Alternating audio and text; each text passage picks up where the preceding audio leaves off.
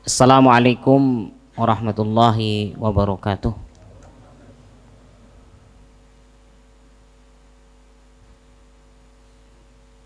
Alhamdulillahi rabbil alamin. Wabihi nasta'inu ala umurid dunya waddin. Wassalatu wassalamu ala ashrafil anbiya wal mursalin, Nabiyyina Muhammadin wa ala alihi wa ashabihi ajma'in. Amma ba'du, rabbi shrah li sadri wa yassir li amri wahlul 'uqdatam min lisani yafqahu qawli. Amsayna ala fitratil Islam wa ala kalimatil ikhlas wa ala dini nabiyyina Muhammadin sallallahu alaihi wasallam wa ala millati abina Ibrahim hanifan musliman wa ma kana minal musyrikin. Subhanaka la ilma lana illa ma 'allamtana innaka antal alimul hakim. Allahumma inna nas'aluka ilman nafi'an wa rizqan tayyiban wa amalan mutaqabbala. Rabbana zidna ilma warzuqna fahma. Jemaah kaum muslimin rahimakumullah. Alhamdulillahirabbil alamin. Segala puji dan syukur hanya milik Allah Subhanahu wa taala. Pada kesempatan hari ini, alhamdulillah 21 Zulqa'dah 1442 Hijriah. Alhamdulillah kita masih dalam kondisi yang sehat walafiat, dan kita selalu berdoa memohon kepada Allah, mudah-mudahan Allah Subhanahu wa taala melindungi dan memberkahi kita semuanya. Amin. Yang kedua, salawat ma'assalam semoga selalu terlimpah curahkan kepada Nabi kita, Nabi Muhammad sallallahu alaihi wasallam, beserta para keluarganya, para sahabatnya, dan para pengikutnya sampai hari kiamat. Jemaah kaum muslimin rahimakumullah. Kita pada pembahasan yang lalu bahwasannya kita belajar tentang syukur atas segala nikmat. Ya. Kenapa? Bahwasanya syukur itu termasuk bagian dari ibadah. Ketika kita bersyukur kepada orang atau kepada yang memang tidak berhak untuk mendapatkan syukur, ini sudah salah. Terlebih lagi kita paham semua bahwasanya yang memberikan kita nikmat hanya Allah. Maka yang paling kita patut untuk syukuri adalah bersyukur kepada Allah. Jangan kita mengatakan, oh ini yang memberikan, simbah ini dan sebagainya, ini yang memberikan dan sebagainya. Karena itu syukur termasuk bagian dari ibadah. Sebagaimana yang sudah kita katakan bahwasannya orang beriman itu dia akan hanya mengalami dua hal. Ya, entah itu nikmat, entah itu ujian. Hanya dua saja, tidak ada yang ketiga. Hanya dua. Kadang nikmat, kadang musibah. Nikmat, musibah. Bahkan nikmat, musibah. Ada yang musibah, nikmat. Berbagai macam.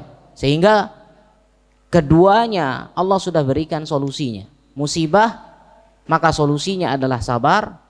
Nikmat, solusinya adalah bersyukur. Hanya itu saja. Naik masnya, ya, turun masnya. Nah, itu kan. Hanya dua saja, naik turun aja. Ya. Ini kalau kita berbicara, masya Allah, ya kalau udah begini bangun semua. Ini jamaah rahimakumullah. Kemudian kita lanjutkan, qala Mujahid, ma ma'nahu huwa qaulur rajuli hadza mali waristuhu an abai. Bahwasanya dari Mujahid dikatakan bahwasannya huwa qaulur rajul, yaitu perkataan seseorang, hadza mali, ini adalah hartaku, waristuhu an abai, aku wariskan dari abahku, aku wariskan dari bapakku. Perkataan seperti ini kita lihat, kita tadi yang mengatakan adalah Mujahid. Mujahid di sini adalah muridnya Ibnu Abbas.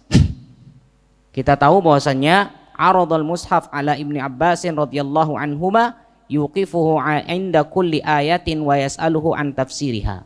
Bahwasanya ketika ya Mujahid di sini berguru dengan Abdullah bin Abbas radhiyallahu anhuma, ini kan kalau kita lihat, kita pahami bahwasanya Abdullah bin Abbas adalah bapaknya ahli tafsir. Ya. Beliau adalah ahli tafsir. Maka Mujahid ini belajar tafsir. Maka tidaklah dia melewati ayat kecuali ayat tersebut sudah dapat dipahami. Dipahami tafsirnya secara baik. Sampai bahkan waqala Sufyan Ats-Tsauri rahimahullah mengatakan, idza ja'aka at-tafsir an Mujahid, ketika ada tafsir, ya ada tafsir dari Mujahid, fahasbuka bihi, itu sudah cukup. Kenapa? Karena dia memang mengambil dari sumbernya siapa? Abdullah bin Abbas. Abdullah bin Abbas yang didoakan oleh Rasul sallallahu alaihi wasallam, beliau berdoa untuk untuk sepupunya sekaligus sahabatnya, beliau berdoa, Allahumma faqihu fid din wa 'allimhu at-ta'wil. Ya Allah, berikanlah dia pemahaman dalam agama dan ajarkan dia takwil, tafsir. Berarti di sini sudah pas dia ngambil guru. Maka Sufyan Ats-Tsauri mengatakan kalau ada tafsir dari Mujahid, istilahnya itu sudah cukup. Kafika. Ya. Wa ma'a hadza falaysa ma'suman 'anil khata'. Bukan berarti bahwasanya Mujahid ini maksum, bebas dari kesalahan, tidak, ada saja kesalahan. Tapi kalau dilihat, Masya Allah, lebih banyak benarnya, lebih banyak baiknya. Namanya manusia, wajar ada baik dan buruknya. Tapi kita lihat, ya Masya Allah. Qauluhu ma'nahu kalaman, yaitu sebuah perkataan, qaulur rajul, yang mengatakan adalah, ya, hadza mali waristuhu an abai, ini adalah hartaku yang aku wariskan dari bapakku. Ya, falau qala laka wahid min aina laka hadzal bait, ketika ada yang bertanya kepada Anda, dari mana rumah ini? Oh, ini saya wariskan dari ayah saya. Falaisa fihi syai'un li'annahu khabarun mahdun, ini hanya sekedar kabar. Ingat, kalimat ucapan ini hanya sekedar kabar, bukan berarti melupakan sang pemberi nikmat. Siapa sang pemberi nikmat? Allah. Ini hal yang wajar. Lakin murad Mujahid, yang dimaksud dengan Mujahid di sini adalah an yudhifal qail tamallukuhu lil mal ila sababil ladzi huwal irth mutanasiyan al musabbib alladzi huwallah. Yang dimaksud di sini Mujahid di sini adalah yaitu sebuah perkataan yang mana pemilikannya tersebut disebabkan kepada irth, dengan warisan mutanasian, yang lupa terhadap sang pemberi nikmat. Ya betul, dia mengatakan bapakku yang ngasih. Jadi seakan-akan bapaknya dialah yang mengatur segalanya. Ketika dia ucapkan ini, ada keyakinan, ada keyakinan dia mengatakan ini dari bapakku yang ngasih. Seakan-akan Allah dilupakan. Ini namanya, ya, berarti di sini secara tidak langsung dia tidak masuk dalam kategori tidak bersyukur kepada Allah. Kalau Allah tidak menggerakkan hatinya, tidak mungkin. Bisa saja bapak kita menghabiskan hartanya. Ada di kalangan kita? Ya, bapak kita meninggal sudah, dulu kita Masya Allah, ya mungkin ada masyarakat sebagian kita mungkin Masya Allah bapaknya dulu masih hidup, hektaran tanahnya. Akhirnya subhanallah, qadarallah, masa-masa di akhirnya sakit, dijual ini itu dan sebagainya, habis. Ya, berarti di sini semuanya yang menggerakkan Allah Subhanahu wa taala. Jadi ucapan yang dimaksud dengan Mujahid di sini adalah ucapan yang melupakan sang pemberi nikmat. Ya, kalau dia mengucapkan hal ini berarti ini tidak boleh. Tapi kalau dia mengucapkan, ya ini saya wariskan dari bapak saya. Tapi bukan berarti dia melupakan Allah yang telah memberikan. Ini tidak apa-apa. Ya, babi takdirillah, ingat dengan takdir Allah azza wa jalla, an'ama abaika, ya an'ama ala abaika wa malaku hadzal bait. Ingat, disebabkan karena nikmat Allah kepada ayahmu, kepada bapakmu, wa malaku hadzal bait, sehingga bapakmu bisa memiliki rumah ini. Mungkin dulu bapak kita rajin kerja, giat, gigih, ya, sehingga punya ini, punya itu dan sebagainya. Yang alhamdulillah, masya Allah, kita ditinggalkan begitu banyak warisan. Ya, wa bi syar'illah, dengan syariat Allah azza wa jalla, intaqala hadzal bait ila milkika. Karena apa?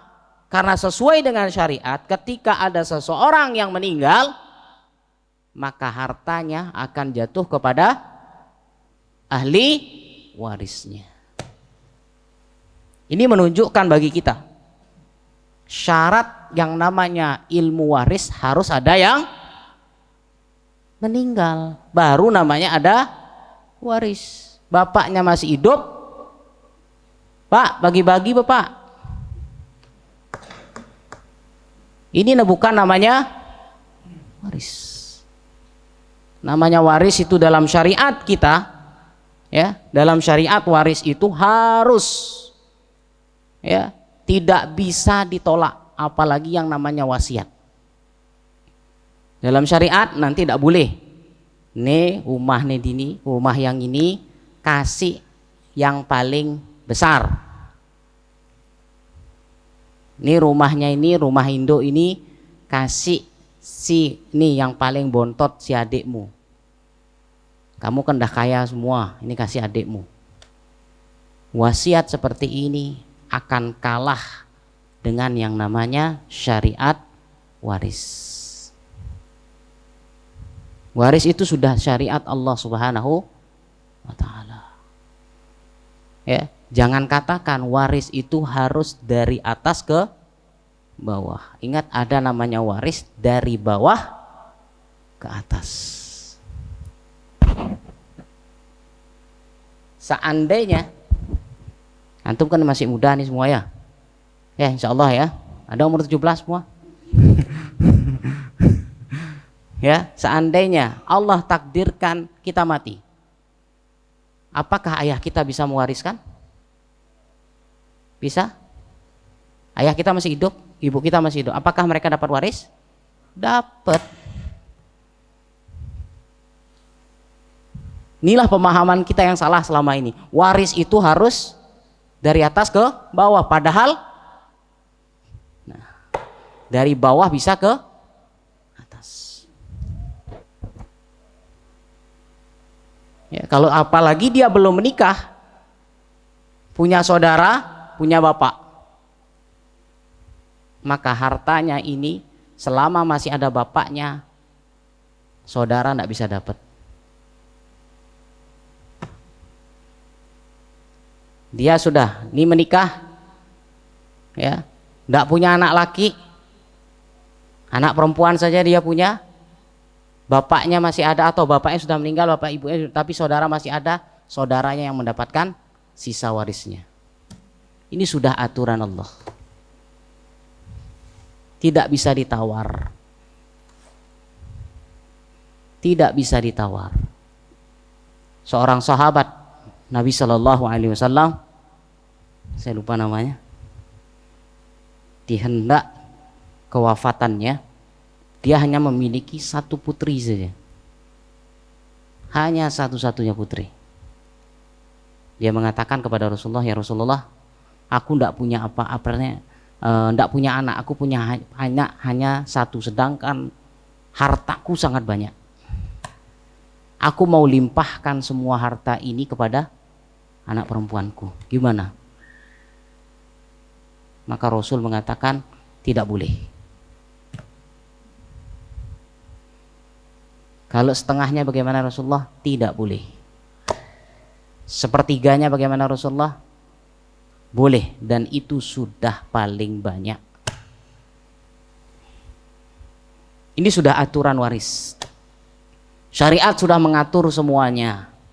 Berarti dengan adanya syariat Allah ini, akhirnya apa? Rumah itu menjadi milikmu disebabkan karena adanya ilmu waris. Maka ilmu inilah Rasul SAW bersabda, ilmu yang paling pertama kali dicabut oleh Allah adalah ilmu waris. Maka tidak salah gara-gara warisan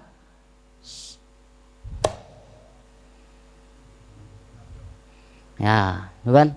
Gara-gara banyak permasalahan saat ini gara-gara warisan pegat. Ini jamaah rahimakumullah. Ya, sehingga waris ini sudah ada masing-masingnya. Ya, kita tidak bisa mengakali begitu saja. Ya. Dan kalaupun nanti kita akan bertentangan dengan, mohon maaf istilahnya, kadang kita akan sedikit bersinggungan dengan hukum positif. Apalagi hukum positif kita yang namanya anak-anak itu semuanya hak warisnya sama. Kalau laki-laki, kalau dalam Islam kan beda. Ya, laki-laki nak loh man aswun, nak muani man ategen. Paham antum?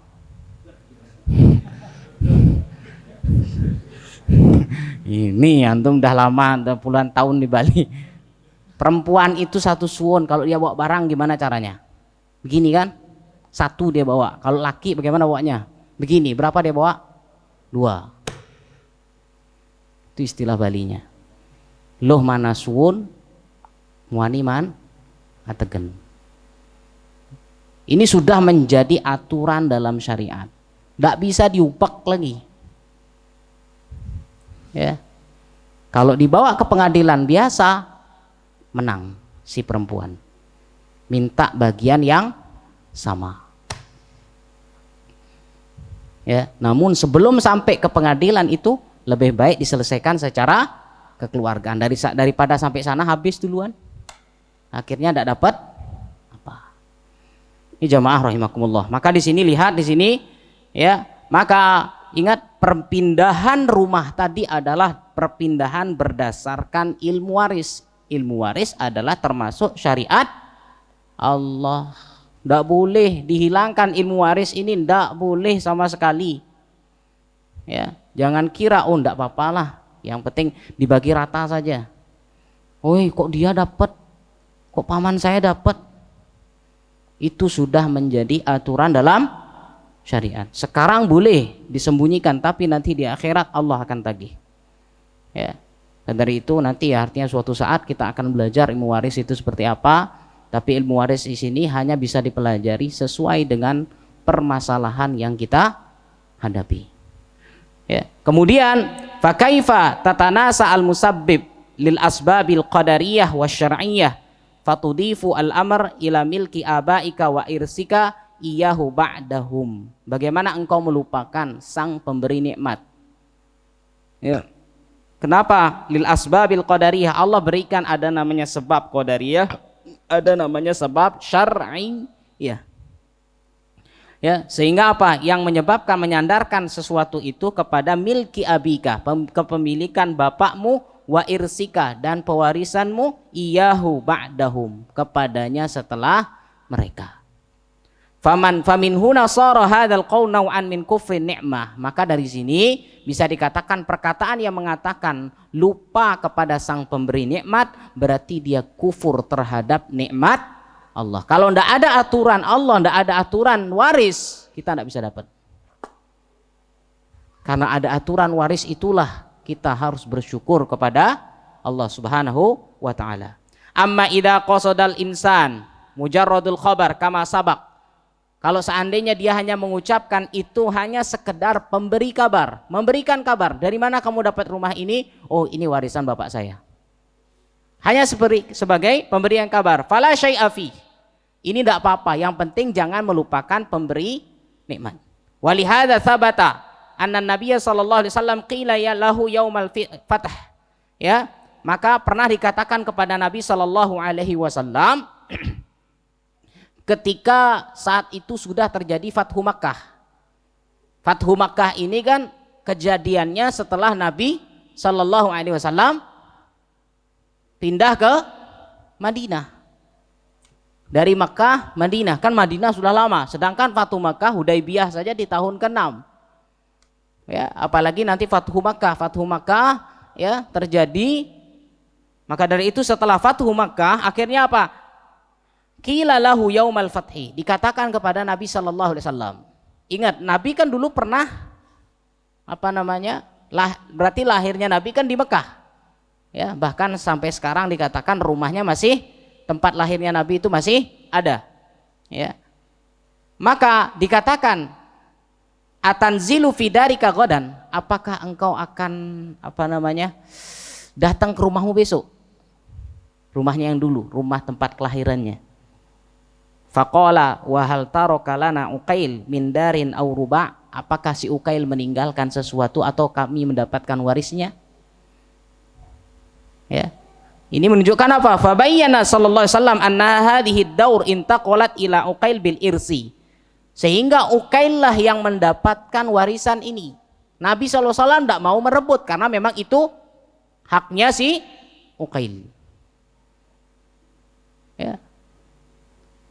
Maka dari situ fatabayyana anna hunaka farqan baina idhafatil milki ilal insan ala sabilil khabar wa baina idhafati ila sababihi mutanasiyan al musabbib wa huwa Allah. Jadi beda. Perkataan di sini perpindahannya Rasul mengatakan bahwasanya rumahnya, artinya bukan rumahnya di sini disebabkan perpindahannya kepada Uqail disebabkan karena memang sebab irsi, sebab waris mewarisi.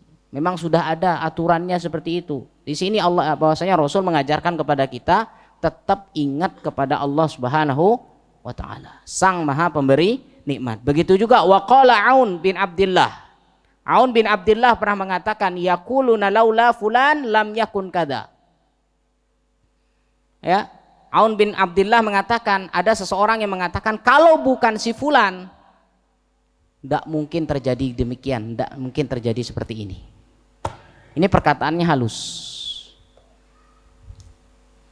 Nabi SAW dalam sebuah riwayat dengan makna mengatakan begini, kesyirikan itu sangat tipis.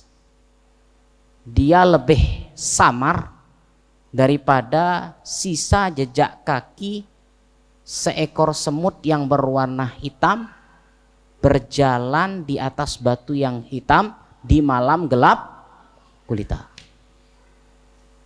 Tipis. Syiriknya sangat-sangat, maka dikatakan lebih samar. Ingat ya, jejak semut hitam berjalan di atas batu hitam di malam, nggak usah gitu, kita galang gini aja, terang gini aja, lihat semut bisa menemukan jejaknya. Ini dalam kondisi yang gelap. Syirik itu lebih tipis daripada itu. Apa perkataannya? Salah satunya di dalam riwayat itu dikatakan seperti perkataan, wih syukur ada anjing ini, kalau ada anjing ini maling tuh masuk dah. Tipis sekali. Apa maksud nih perkataan di sini? Dia melupakan Allah Subhanahu wa taala.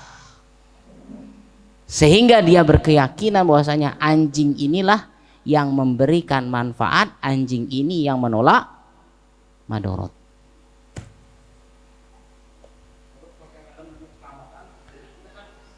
Makanya saya katakan di sini keyakinannya. Makanya dikatakan tipis di sini, keyakinannya yang membedakan. Keyakinan yang membedakan. Boleh kita mengatakan pakai helm biar kepalanya tidak pecah. Ya, waktu pas jatuh naik sepeda motor dan sebagainya tidak pecah. Itu hal artinya apa?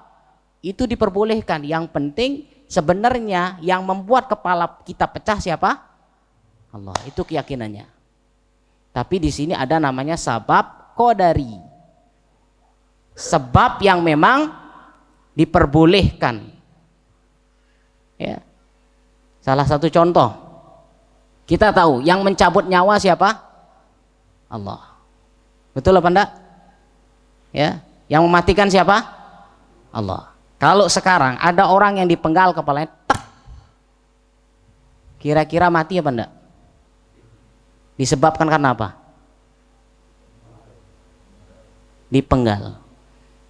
Apakah kita melupakan Allah? Tidak. Tapi kalau dia meyakini bahwasanya memang menggal inilah yang pasti mematikan, ini yang jatuh, inilah perkataan yang dikatakan sungguh lebih samar daripada jejak semut. Maka di sini letaknya sekarang. Semuanya di sini. Allah berikan sebab, silahkan. Allah takdirkan sebab itu, kita dipersilahkan. Tapi ingat, yang menjadikan sebab itu ada siapa?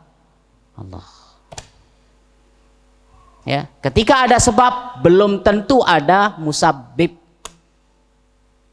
Contoh, antum pernah tidak melakukan gini? Mendung, bilang sama istri antum mengatakan gini, Pak, ambil jemurannya mendung. Antum ambil apa enggak? Kenapa ambil? Kenapa ambil? Oh, mendung ini. Oh. Hah? Mendung. Hah?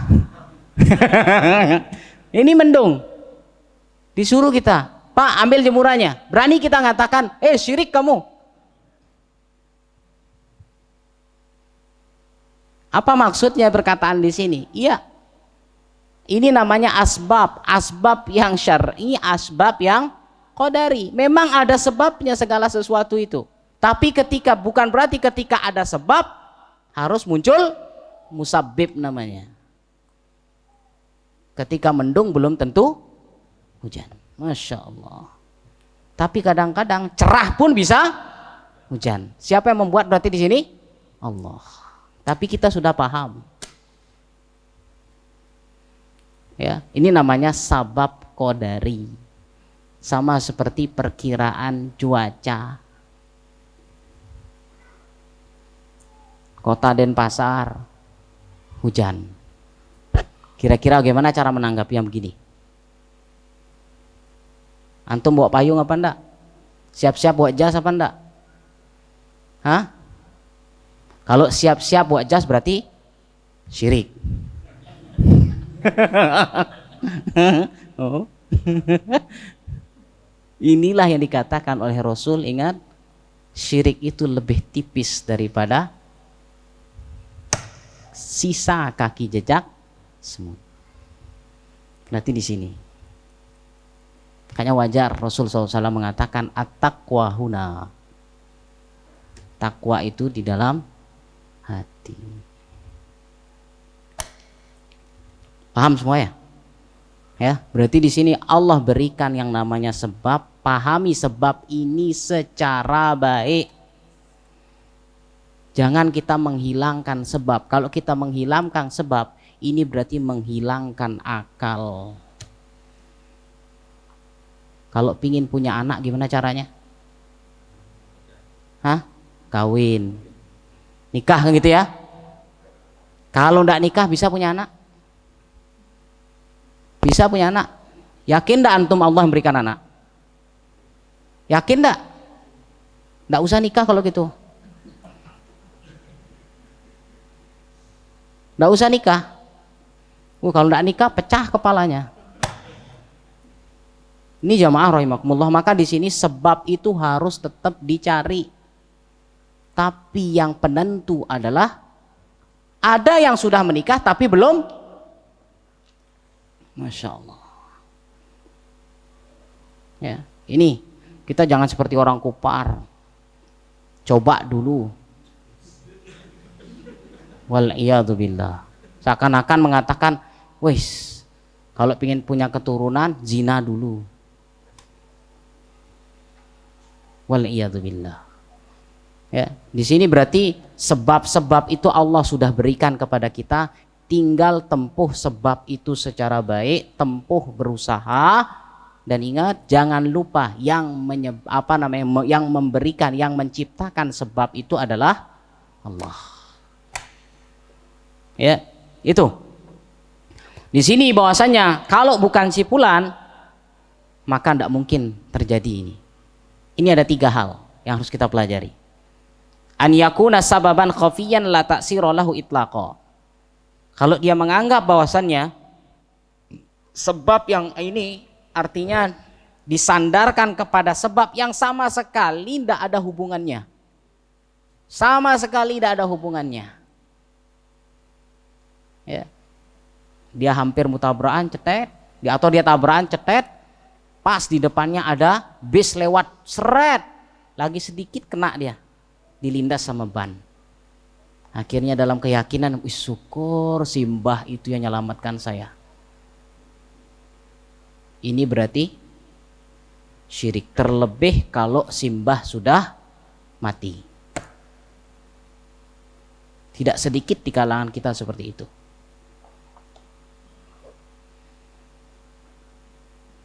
Tidak sedikit di kalangan kita berkeyakinan seperti itu. Ini kalau enggak ini, benyek dah kepalanya ini. Syukur simbah ini. Atau dia mengatakan, kalau saya enggak ngebel di pengkolan ini jatuh saya. Syukur saya ngebel. Ada itu. Kalau mau lewat pengkolan ini ngebel 3 kali. Oh. Subhanallah. Maka dalam hal seperti ini, fahada syirkun akbar. Ini adalah termasuk syirik besar. Gak ada hubungannya mengkol sama bel. Kalau bel mengatakan siapa tahu pas di belokan ada orang nyebrang wajar. Tapi setiap mengkol ada orang maupun tidak orang harus ngebel, bahkan sudah disyaratkan minimal atau bel 3 kali syaratnya. Berarti ini sudah bermasalah. Ya, ini namanya syirik akbar.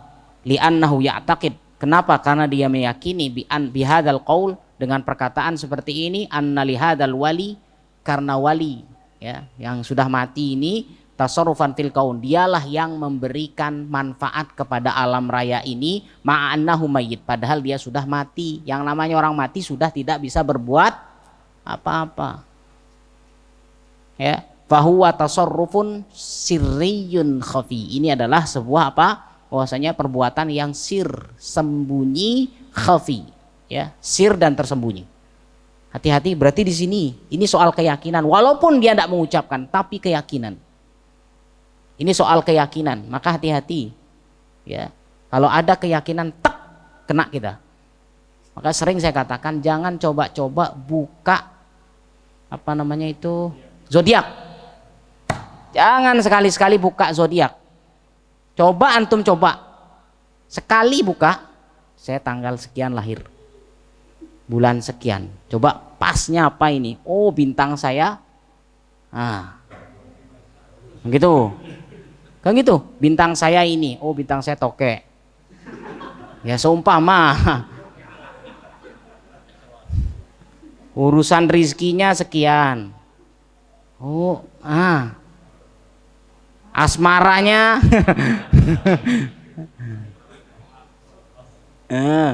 Istrinya, wih, cerewet. Nih, menggenap nih. Pas dengan kita, ada rasa di kita, iya kayaknya kena.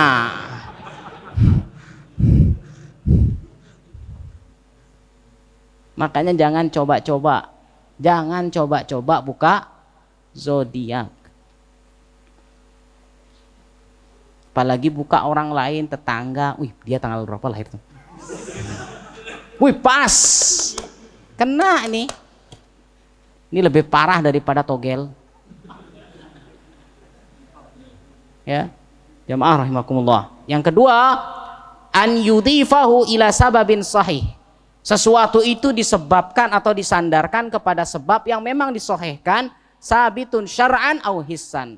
Karena memang ditetapkan oleh syar'i dan hissi. Maksudnya hissi di sini qadari, ya, indrawi. Sering saya tanya, kalau antum mencret kira-kira obatnya apa?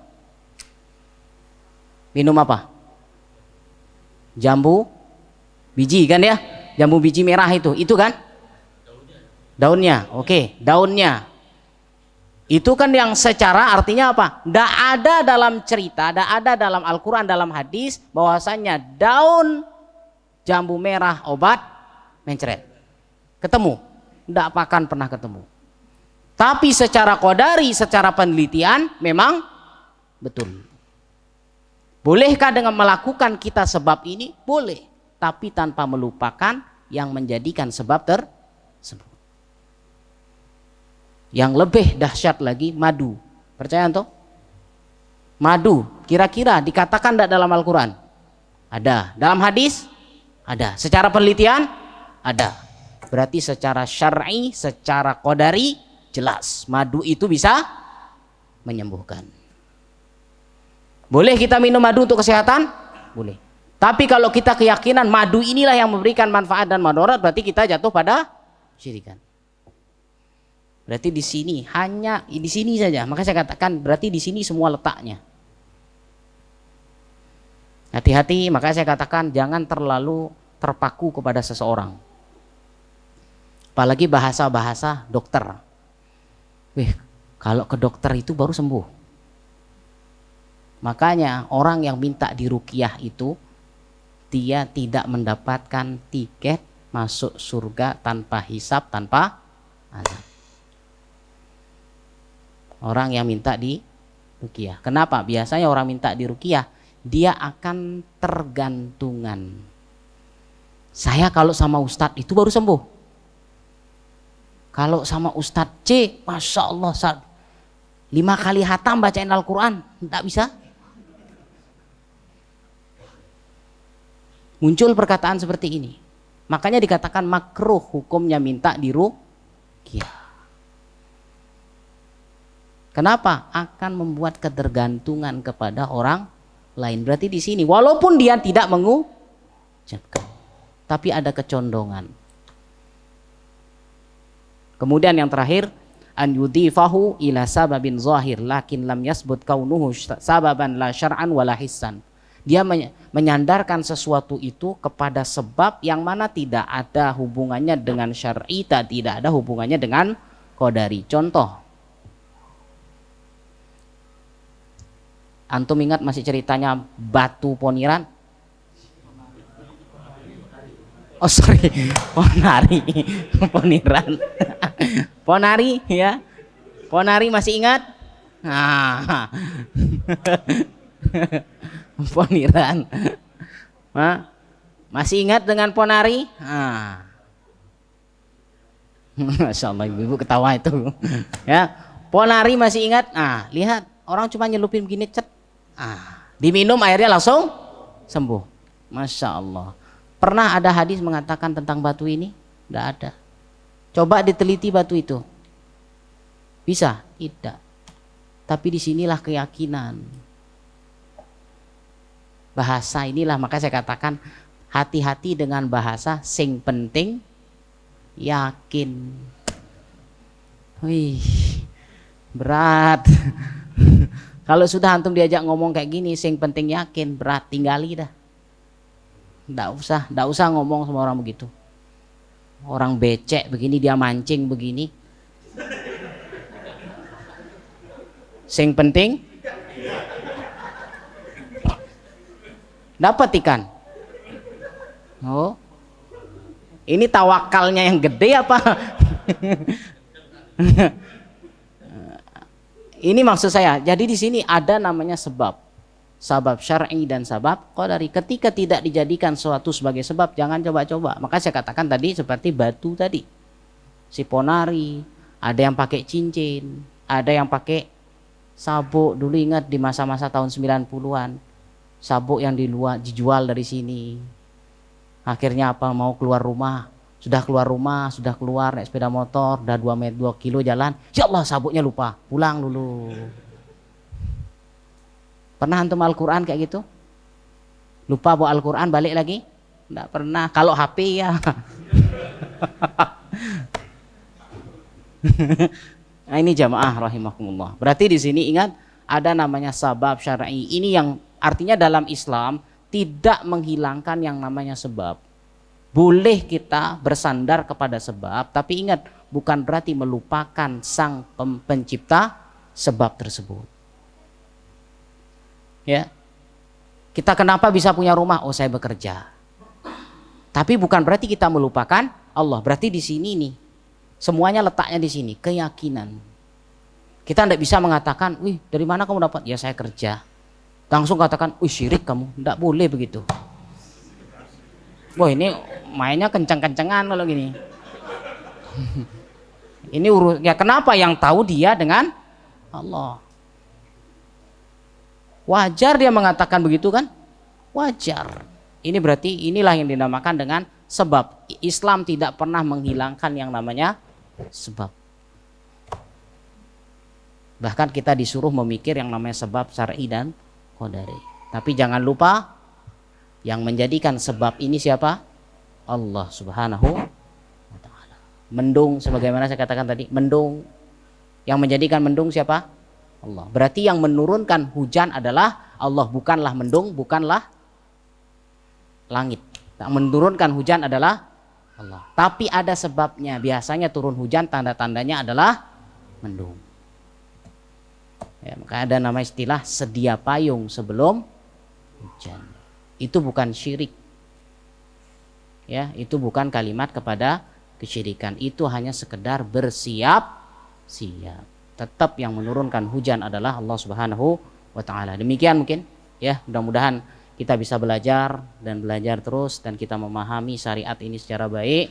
Jangan pernah kita melupakan, ya, kita bukan berarti meniadakan yang namanya sebab, tapi ingat kita hanya selalu mengingat yang namanya sebab, tapi yang paling kita ingat adalah Sang Maha Pencipta sebab tersebut, dialah Allah Subhanahu wa taala.